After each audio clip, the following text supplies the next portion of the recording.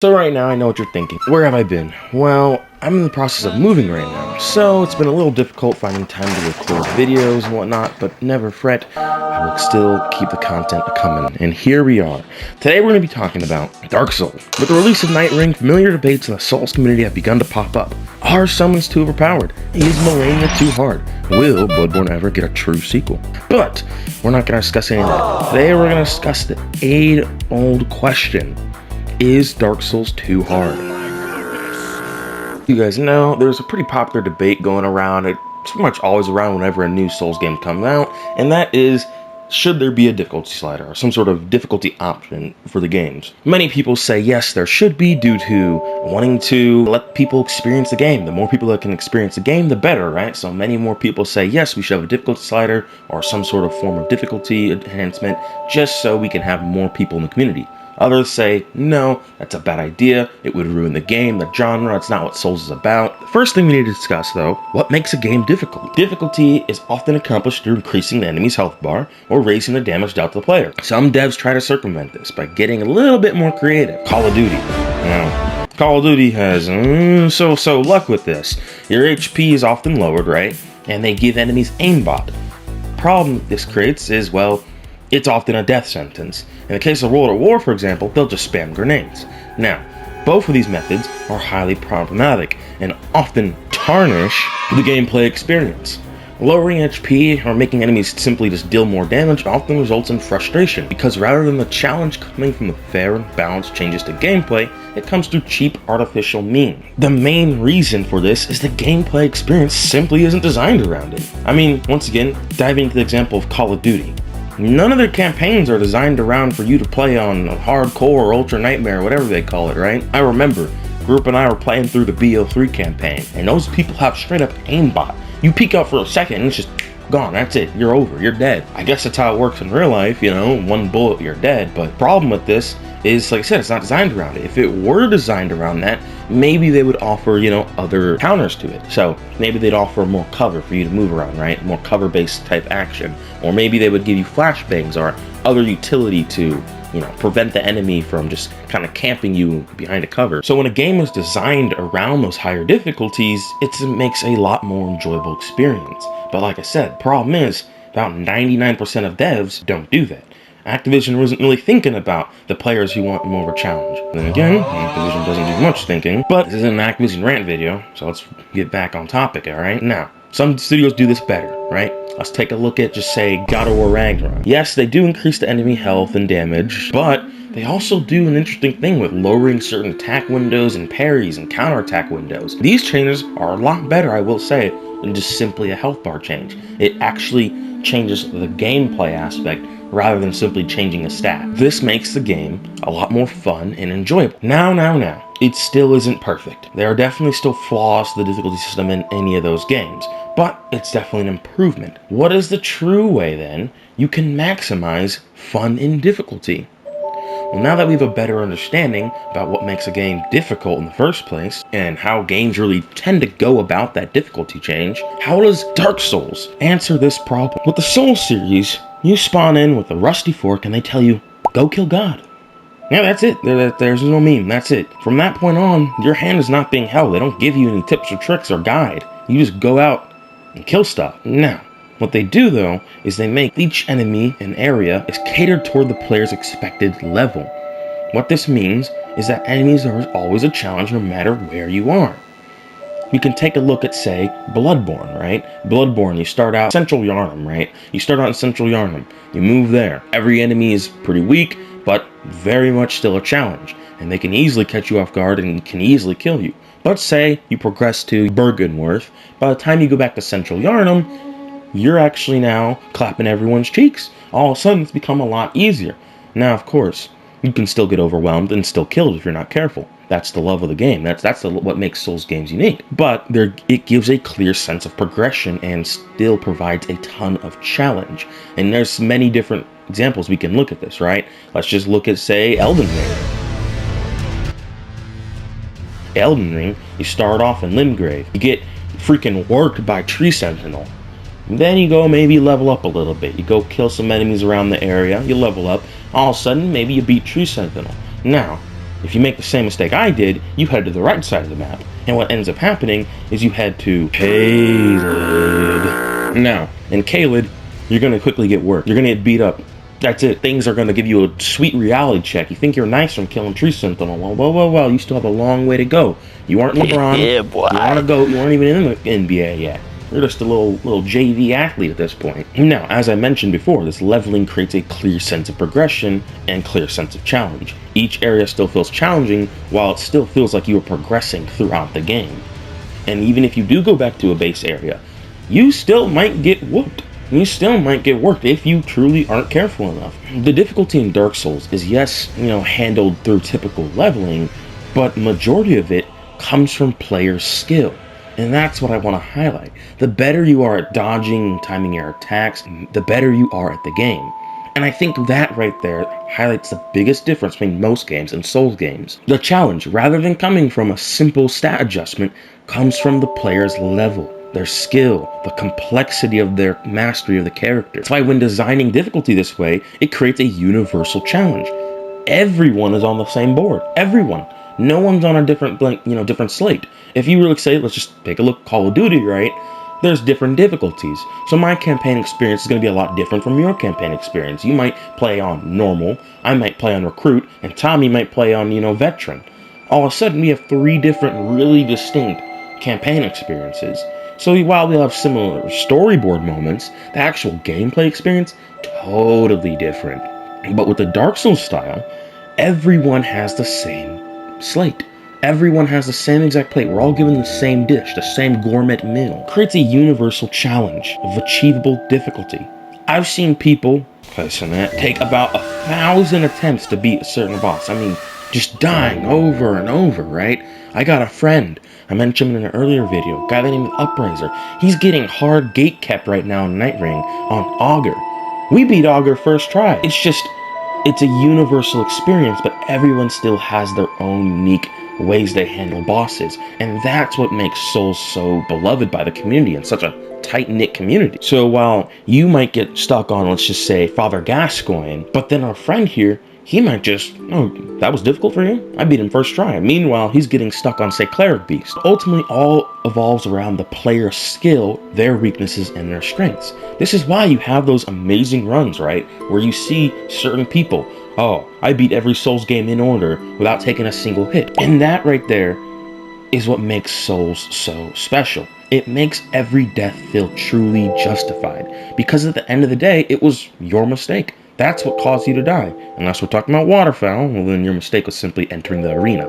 But typically, your mistake is your own doing. And if you truly are getting held, like I said, say you decide to enter an area you're not supposed to, and you're getting cooked. Well, go level. That's the simple solution, is go level a little bit, right?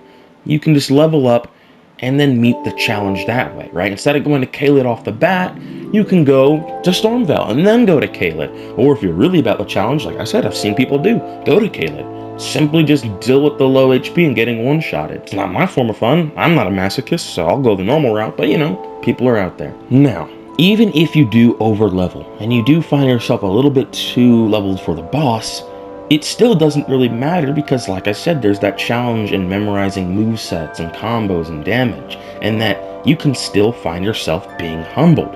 In other games, once you out-level something, that's it. It's now a cakewalk. And what gives it that unique Souls identity is that ever-present challenge, that even if you're in a starting area, you can become quickly overwhelmed if not careful. Another point of how the Souls genre handles difficulty is it's often much more advantageous to simply just remember the moves rather than taking the long and boring route of farming levels. 2,000 years later. Hell no, man. What the fuck? Let's take a boss like Godfrey. He's the perfect starter boss, right? He teaches you the game rules. He teaches you the delayed attacks, the spam of attacks that the bosses will do, the wide AoEs that they'll do. He teaches you the fundamentals of how your Elden Ring experience is really gonna go, right? Now, let's just say you truly do get stuck on a boss like Godfrey. Well, there are a couple routes you can go. Of course, you can just, get good, but the other option is you can go back to Limgrave or Stormveil and just simply farm levels. Now, they don't give much XP, so this really isn't that feasible, and it might take a long while before you actually can really out-level him. So, You might go to an area like Caelid then to get more XP from killing enemies. Well, problem is, everything is now going to do way more damage, and it's completely different moves that you don't have memorized. So now, we're back to square one.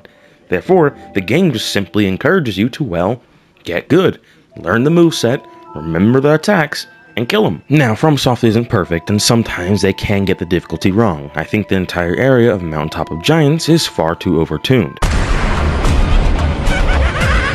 unless you're running very specific builds, which limits the overall player freedom. Couple examples I can think of also are Malenia and our Waterfowl.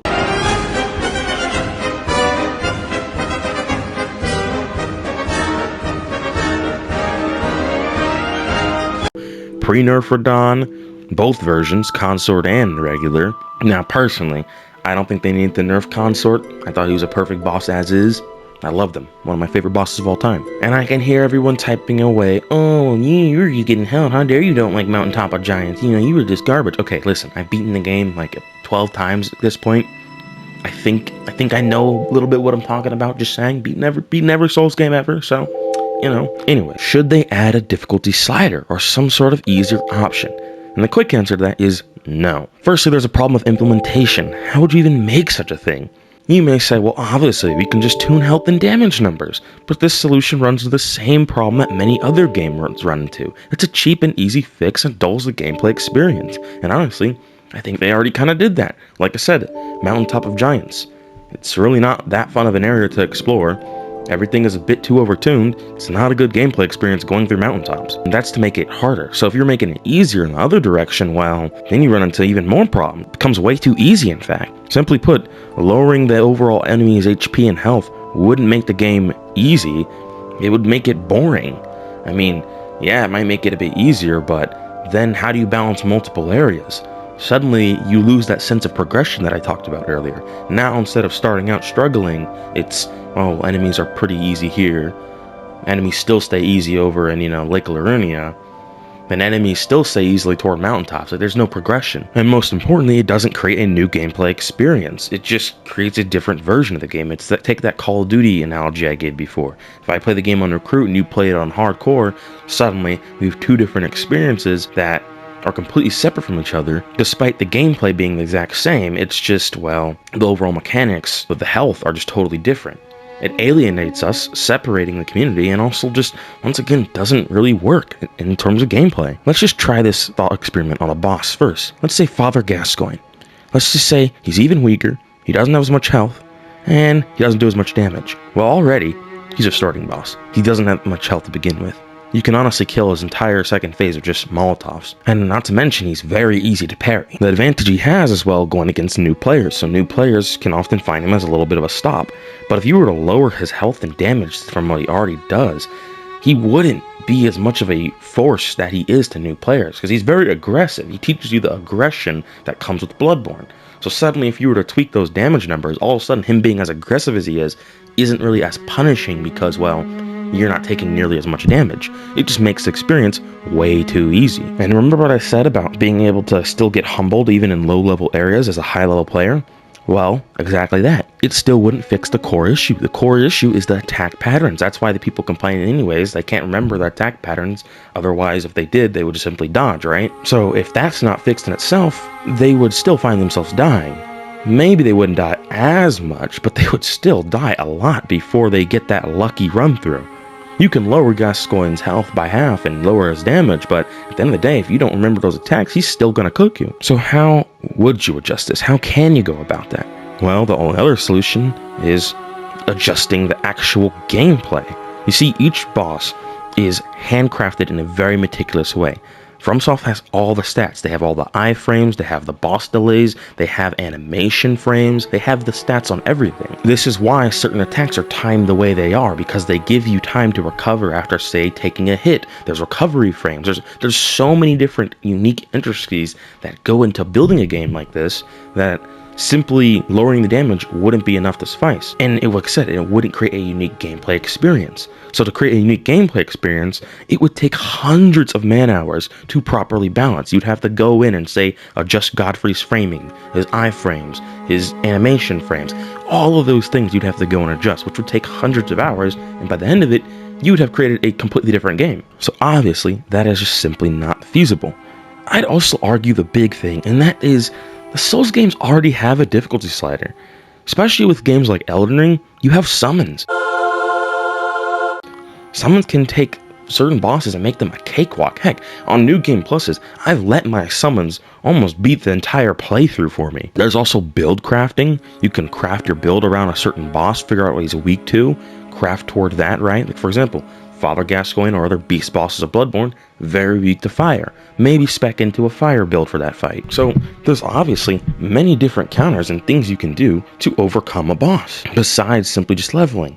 And of course, once again, there's also summoning allies, summoning co-op. Many bosses, even in the older Souls games, offer ally summons at the beginning of fights. So like I said, I would argue FromSoft already does have a difficulty slider and ways to handle the difficulty in all of their games. It would break one of the core aspects of the Souls games if we did add it. And that is the unique feeling of beating a boss after hours of struggle, sometimes even days.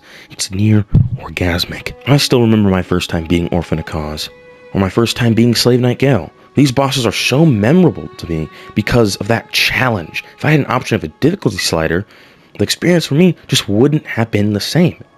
You know? I'm not saying I would have lowered it, but maybe I would have. And that's the thing. If with a difficulty slider, many players who otherwise would have simply held out and, stuck through it to get that difficult boss would eventually just cave in and, well, let me lower the difficulty. And suddenly they beat the boss, and it just doesn't feel as rewarding because well, you cheated yourself. There's also the worry of the game losing its unique identity. I know it may sound harsh to say, but when a game tries to cater toward everyone, it ends up catering toward no one. And when everyone's super, no one will be. Perfect example of this is, well, once again, Call of Duty. They can't decide on what they want to be. They want to be a serious FPS or casual FPS. The game's a constant state of flux. That leaves no one happy. And it's not just the gameplay. Look at their art style. There's no substance. Every skin they release is nonsensical. The plot of their stories is a mess. It's all over the place as a franchise. Because once again, they're trying to cater toward as many people as possible. They want as many players as possible, leaving their hardcore and dedicated fans just hung out to dry. Well, this video once again is not about a critique of Call of Duty. Maybe we'll do that later. Maybe that's a video coming soon. But there's a fact of universal difficulty in universal struggle. And I think that's what makes a Souls game a Souls game. That's what bonds a community together so tightly, is that everyone has the same experience. We all fought the same version of Godfrey. We all fought the same version of the Hemwick Witches. We all fought the same version of Gaping Dragon. Every fight we do is the same. My experience is the same as yours, so we can talk and communicate. Oh man, that boss took me 1 try. Well, that boss took me 50 tries. It creates a very much universal and common shared experience. If you were to suddenly say, have a difficulty slider, have difficulty options, whatever, right? It would create classism that make the British royal family blush. Ooh wee. I mean, there's already superiority over using summons or not. That's a whole nother debate. Imagine that with a difficulty slider. You would leave one portion of the community completely feeling alienated and bullied, quite frankly, by the other community. Lastly, even if possible, they still shouldn't. Part of the core identity of what makes the series is overcoming the insurmountable odds.